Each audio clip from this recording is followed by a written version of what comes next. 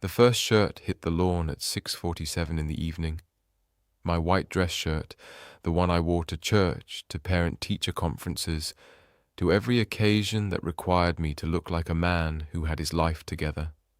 It landed in the wet grass next to the mailbox, arms spread open like it was surrendering on my behalf. I was standing on my own porch in Gloucester, Massachusetts, on October 15th, 2025, a Wednesday, still wearing the same flannel I'd had on for 3 days straight. The flannel I wore sitting beside my father's bed, while the morphine drip counted down the hours he had left. The flannel that still smelled like the Rockport cottage, like wood smoke and salt air, and the eucalyptus my mother kept in a bowl by the door because she said it helped him breathe.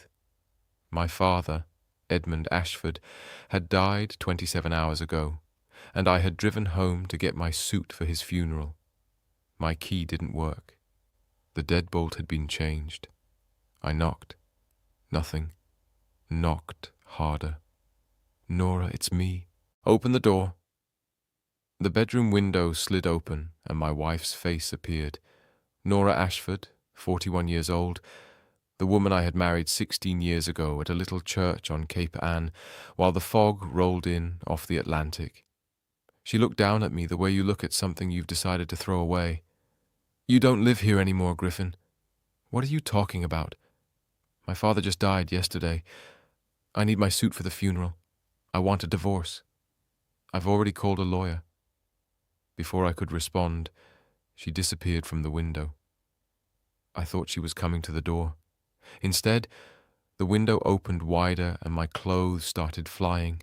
The white shirt first, then a bundle of pants, then my work boots spinning through the air, landing in the hydrangeas with a thud that startled the neighbor's cat. My leather jacket came next, the one my father had given me for my 30th birthday 14 years ago, at a restaurant in Rockport, where we ate fried clams, and he told me he was proud of the man I was becoming. It landed in a puddle near the driveway. A cardboard box followed, splitting open on the walkway, scattering books, a framed photo of me and Dad on his boat, and the watch my mother had given me when I graduated high school. "Take your stuff and leave, Griffin." Across the street, Bev Callahan's front door opened. Bev was 58, lived alone, knew everything that happened on Maple Street before the people it happened to knew. She stepped onto her porch with her hand pressed against her chest, watching. The Pattersons came out next door, then the Garcias, 3 houses down, standing on their steps with their arms folded. My wife was throwing my life out a window, and the whole street had front row seats. I looked up at Nora. She was already turning away, reaching for another armload. I said nothing. I walked across the lawn, picked up my leather jacket, shook the water off it, held it to my chest for a second, then folded it and placed it in the bed of my truck. I picked up the work boots from the hydrangeas. I gathered the shirts one by one, folded the pants, collected the books in the photo, and the watch from the broken box on the walkway. One piece at a time in full view of every neighbor on Maple Street. I picked up everything my wife had thrown away and placed it in my truck. Bev called out from her porch, her voice cracking. "Griffin, honey, are you okay? Do you need anything?" I looked at her, opened my mouth, closed it. I wanted to tell her that my father was dead, and my wife had locked me out of my own house, and tomorrow was the funeral, and I didn't even have a suit to wear. But the words wouldn't come. My throat was sealed shut by something heavier than grief, something that felt like the weight of every year I had spent trying to hold this marriage together, pressing down on my chest all at once. I shook my head, got in my truck, started the engine. The last thing I saw in the rearview mirror was Nora closing the window without looking down. She turned off the bedroom light like she was closing out a register at the end of a shift. Transaction complete. Customer dismissed. I drove the 10 miles to Rockport in silence. No radio, no phone calls, just the road and the dark and the smell of my father's flannel and the sound of my own breathing, which was the only thing I could still control. My mother, Colette, was sitting at the kitchen table when I walked in carrying an arm of wrinkled clothes. She was 68 years old. She had lost the man she'd been married to for 46 years, less than 2 days ago. She hadn't slept, hadn't eaten much, had spent the morning calling relatives and the afternoon addressing envelopes with shaking hands. But when she saw me standing in her doorway, holding my clothes like a refugee, she didn't ask a single question. "The blue suit is in the hall closet," she said. "Your father kept one here for church. It should fit you. Mom, try it on. If it needs hemming, I can do it tonight." She stood up, kissed me on the forehead, and went to find the suit. That was my mother. The world could be on fire, and she'd find the one thing that needed doing, and do it quietly, without complaint, without drama. I understood in that moment where my father had learned his patience. The funeral was Thursday, October 16th, at St. Anne's Church. The building was standing room only. Fishermen in clean flannels, mechanics with grease still under their nails, shopkeepers who had known Edmund Ashford for 40 years. Captain Teddy Munro came in a wheelchair, oxygen tank and all, because he said he would be damned if he missed saying goodbye to the best man he'd ever fished with. Maria Santos from the bait shop on Roger Street brought white lilies from her garden because my father had fixed her boat motor for free in the winter of 2003 and wouldn't take a dime for it. The Henriksen brothers stood in the back row, shoulder to shoulder, caps in their hands, eyes red. 200 people came to say goodbye to a fisherman. My wife was not one of them. Nora dropped Iris and Rowan at the church entrance and drove away without getting out of the car. I watched through the window as her taillights disappeared down Main Street. My daughter, 14 years old, took her 11-year-old brother's hand and walked into the church without looking back. I delivered the eulogy in my father's blue suit, wide in the shoulders, short in the sleeves, but it fit well enough. I stood at the pulpit and looked out at every face I'd ever known, and a few I didn't. My father used to say that the ocean doesn't care if you're in a hurry, I told them. You do the job right, or you don't do it at all. He lived that way. Everything he did with patience, with care. He never cut corners on a repair, never walked away from a friend who needed help, never raised his voice when a quiet word would do. I set my notes aside, couldn't read them through the blur. When they told him it was cancer back in February, the first thing he said to me was, "Don't make a fuss. 8 months of chemotherapy, 8 months of driving to Mass General at 5 in the morning, 8 months of watching this man, this giant, get smaller and thinner and weaker, and not once, not a single time did he complain. He just kept waking up, kept drinking his coffee on the porch, kept watching the boats head out. The last thing he said to me was, 'Take care of your mother.' Then he squeezed my hand, and he was gone." I paused. The church was so quiet. I could hear the candle flames moving in the draught from the old windows. He was the most patient man I ever knew, and I'm going to miss him every single day for the rest of my life. Captain Teddy started clapping from his wheelchair. One by one, the whole congregation rose, 200 people on their feet applauding a fisherman's life. And I stood at the pulpit thinking, this is what a man leaves behind. Not money, not things. A room full of people who stand when his name is spoken. Rowan grabbed my hand when I came down from the podium and didn't let go for 30 minutes. His fingers were sweaty and shaking, and he held on like I was the last solid thing in his world. I held on right back. After the service, the church hall filled with casseroles and cold cuts and stories about my father that made people laugh and cry in the same breath. I was standing by the coffee table when a man in a dark suit approached. Early 60s, silver-haired, sharp eyes behind wire-rimmed glasses. He waited until I was alone. "Griffin, I'm deeply sorry about your father. He was one of the finest men I've ever had the privilege of knowing. Thank you." "I'm sorry, do I?" "Wallace Kettering. I was your father's attorney and his friend for 32 years. I didn't know my father had an attorney. As far as I knew, he had a fishing boat, a cottage, a modest pension, and not much else. Your father left instructions, Wallace said quietly. Matters that need to be discussed, but not today. Today is for grieving. Can you come to my office Monday morning? Kettering and Associates, 84 Federal Street, Boston, 9, Carl. What kind of matters? He glanced around the room, lowered his voice. The kind your father spent a long time preparing for. It's important, Griffin. Please be there. I'll be there. He squeezed my shoulder. Your father told me about you every time we spoke. He was extraordinarily proud of you. He said you had his patience and your mother's heart, and that was the best combination a man could have. He walked away. I stood there with a styrofoam cup of bad coffee, trying to understand why a fisherman from Rockport would need an attorney on Federal Street in Boston. Friday and Saturday I spent at my mother's cottage. Lawson drove down from Portland. My brother was 39, 5 years younger, built like a fire hydrant, worked as a welder at Bath Ironworks. He had our father's hands and our mother's temper, which was a dangerous combination. When I told him what Nora did, the kitchen chair went over backwards. She threw your clothes on the lawn the day after Dad died while the neighbors watched.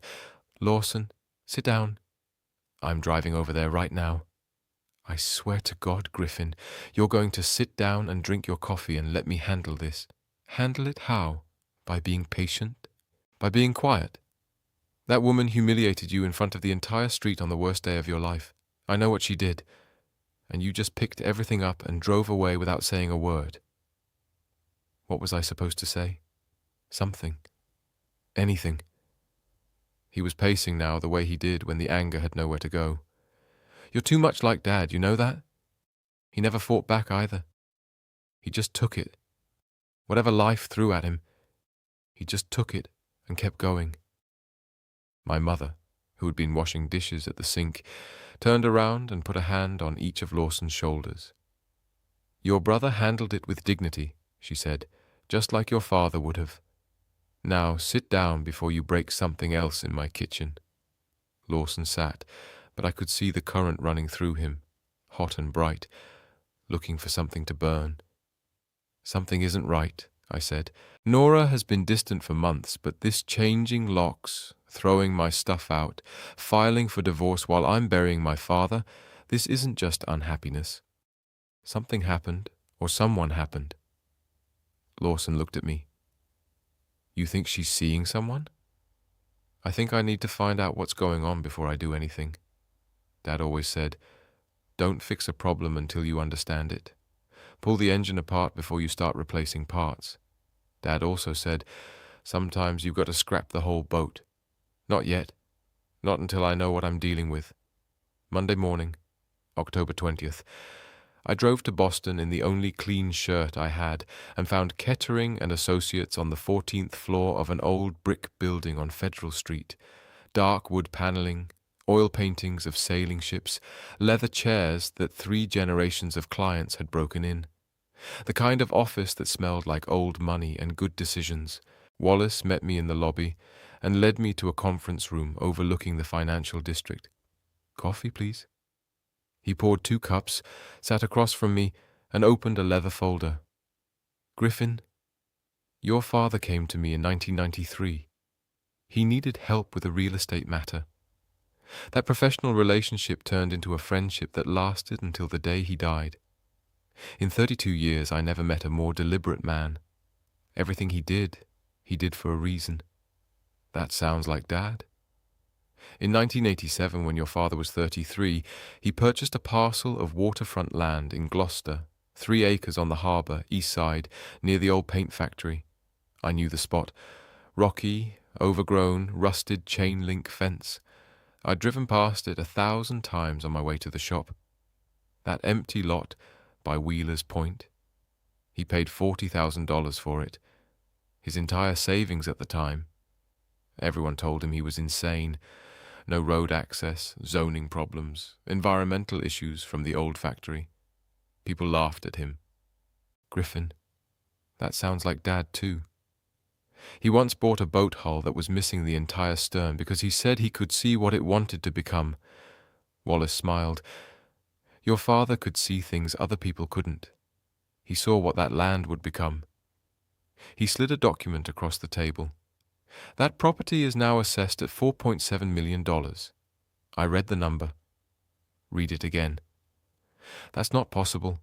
Gloucester's waterfront has been transformed over the past 20 years. Tourism, marina development, luxury residential construction. Your father's 3 acres are among the most valuable undeveloped waterfront parcels on the North Shore. He received offers from developers, hotel chains, condo builders. He turned them all down. Why? Because he had a vision for that land, a maritime heritage centre, a place to preserve Gloucester's fishing history, to teach boat building, to keep the old trades alive for the next generation. Wallace paused. He wanted you to build it. My hands were shaking. I set down my coffee so I wouldn't spill it. There's more, Wallace said. He opened another section of the folder. Your father lived frugally, deliberately so.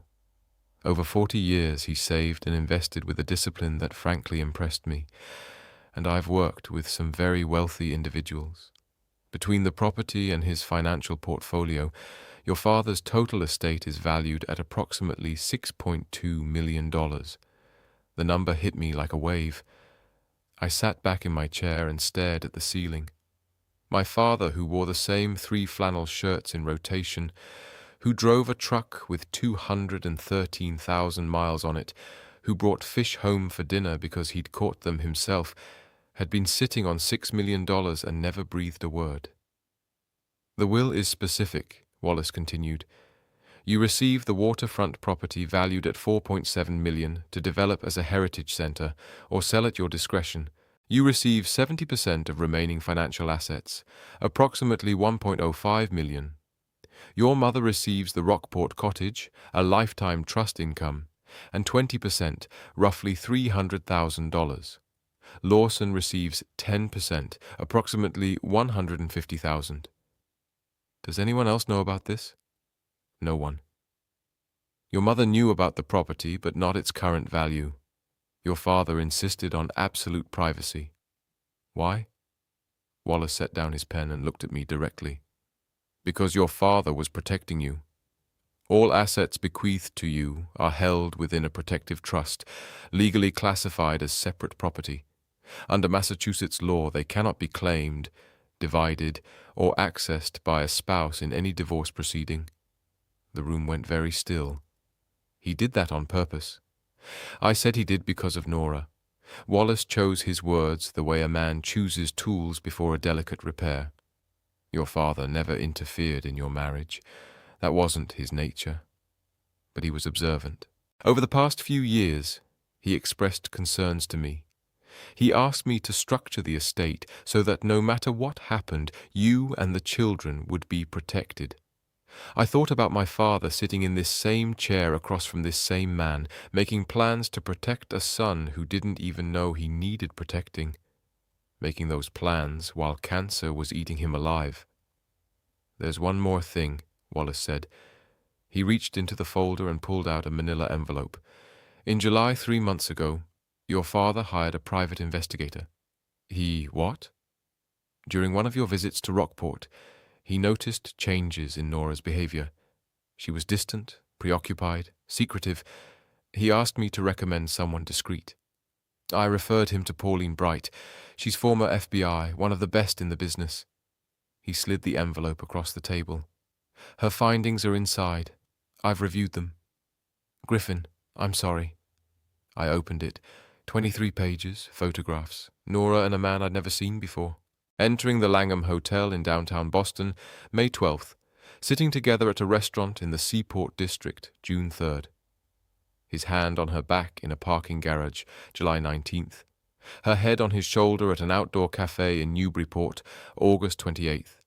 Photograph after photograph, dated from May through September 2025. The man was identified as Dominic Pratow, age 46, commercial real estate developer based in Boston, divorced twice. 3 civil suits filed against him in 3 different states by 3 different women, all settled out of court. Known in certain professional circles as a man who targeted married women, particularly those who were unhappy and vulnerable to attention. They met through Nora's real estate agency. Wallace said Pratow was looking at properties in the Salem area. The relationship began in late April or early May, 5 months while I was driving to Rockport 3 times a week to hold my dying father's hand. While I was sitting in the chemo ward at Mass General, watching poison drip into his veins, while I was trying to keep my family from falling apart, my wife was in hotel rooms with a man who drove a Porsche Cayenne and told her she deserved better than a boat mechanic. I closed the envelope. "What do you want to do?" Wallace asked. "I want you to send her a letter." "What kind of letter?" I looked at him, the kind she'll remember for the rest of her life. Wallace studied me for a long moment. Then he nodded. "I'll draft it today." The certified letter arrived on Thursday, October 23rd. I know exactly what happened when Nora opened it because Iris told me everything later that night. Nora came home from work around 5:30, sorted through the mail on the kitchen counter, and found a thick envelope from Kettering and Associates, 84 Federal Street, Boston. She didn't recognize the name. She opened it, standing up, still wearing her coat. The letter was 4 pages long. Wallace had written it with the precision of a man who had spent 40 years understanding that the right words, arranged in the right order, could be more devastating than any weapon. First paragraph. She was being contacted as the spouse of Griffin Ashford in connection with the estate of Edmund Ashford, deceased. Second paragraph. Griffin was the primary beneficiary of an estate valued in excess of $6 million, including waterfront property in Gloucester assessed at $4.7 million. Third paragraph. All assets were held in a protective trust classified as separate property under Massachusetts law, excluded from any marital division, equitable distribution, or spousal claim in any divorce proceeding. Fourth paragraph. Kettering and Associates had been retained to represent Griffin in all legal matters, including the pending divorce. Fifth paragraph. The firm was in possession of documented evidence, including dated photographs, financial records, and investigative reports, establishing an extramarital relationship between Nora Ashford and one Dominic Pratow, and that this evidence would be submitted in any custody proceeding as relevant to parental fitness and moral character. Final paragraph. 1 sentence. Mr. Ashford looks forward to resolving these matters in a manner that prioritizes the well-being of his children, Iris and Rowan. Iris told me her mother read the first page standing up. By the second page, she was leaning against the counter, gripping the edge with one hand. By the third page, she had slid to the floor. By the fourth page, she was sitting on the kitchen tiles with the letter in her lap, mouth open, eyes unfocused, staring at the refrigerator like it was a window into a future that had just disappeared. Then the sound came. Iris said it was the worst sound she had ever heard. Not crying, not screaming, something in between. Something that came from a place so deep it didn't have a name. A sound like a person realizing all at once with absolute clarity that they have destroyed their own life and there is no way to undo it. "Mum?" Iris came into the kitchen. "Mum, what's wrong? What happened?" Nora couldn't speak. She just sat on the floor, the letter crumpled against her chest, making that sound. Iris picked up the pages that had fallen. She was 14, sharp, a fast reader. She didn't understand every legal phrase, but she understood enough. She understood that her grandfather, the quiet fisherman who taught her to bait a hook on the Rockport pier when she was 6, who told her stories about the old boats and the old storms and the old men who sailed them, had left behind millions. She understood that her father was going to be okay, and she understood from the 5th paragraph that her mother had been with another man. She put the letter down, went to her room, and called me. "Dad, you need to come home. Something happened. Are you okay? Is Rowan there?" "I'm fine. Rowan's at basketball practice. Mom got a letter. She's on the kitchen floor. She won't stop crying." A pause. "Dad, Grandpa Eddie had $6 million? It's complicated, sweetheart. It doesn't sound complicated. It sounds like Grandpa was a lot smarter than anybody knew. I almost smiled. She had her grandmother's directness. Dad, are you and Mom getting divorced? Your mom and I have things to work through. But listen to me. Whatever happens between your mother and me, nothing changes between you and me. You and Rowan are my whole world. Nothing touches that. Do you understand? I understand. Another pause. Longer this time. Dad, I'm glad Grandpa protected you. I didn't respond to that. It wasn't the kind of thing a father should agree with out loud, even when every cell in his body wants to. Within 48 hours, Nora's world collapsed like a house built on sand. She called me 17 times. I let every call go to voicemail. The first 3 were angry. How dare you have me investigated, Griffin? How dare you go behind my back? This is a violation of my privacy, and I will fight this in court. Then the tone shifted. By call number 7.